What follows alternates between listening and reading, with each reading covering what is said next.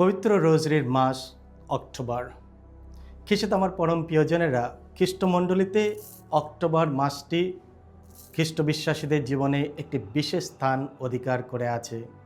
কারণ এই মাসটি ধন্য মা মারিয়ার রোজরির প্রতি উৎসর্গিত। এই মাস আমাদের সকল খ্রিস্ট ভক্তদের আমন্ত্রণ জানায় যেন আমরা আবার নতুন করে পবিত্র রোজরি প্রার্থনার প্রতি ভালোবাসা ও ভক্তি জাগিয়ে তুলি।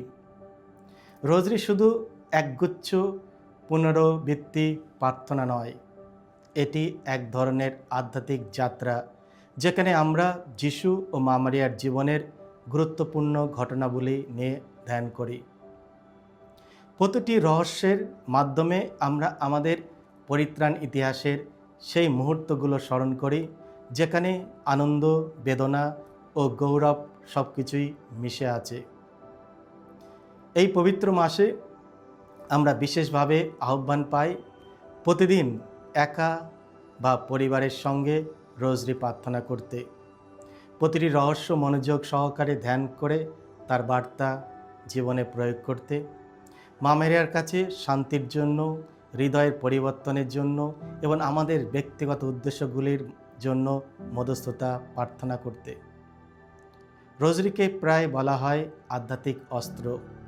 এটি যেন এক স্বর্গীয় শৃঙ্খল, যা আমাদেরকে স্বর্গের সাথে যুক্ত করে এবং পৃথিবী ঈশ্বরের অনুগ্রহ নিয়ে আসে।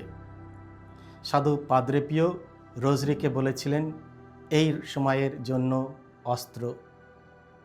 এই অক্টোবর মাসে আমরা যেন মা মারিয়ার মাধ্যমে যিশুর আরও কাছাকাছি আসি।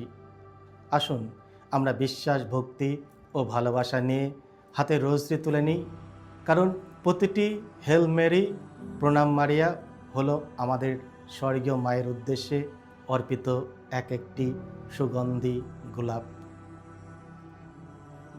এই পবিত্র রোজরি মাসে মা মারিয়া আমাদের সবাইকে প্রচুর আশীর্বাদ ও অনুগ্রহ দান করুক।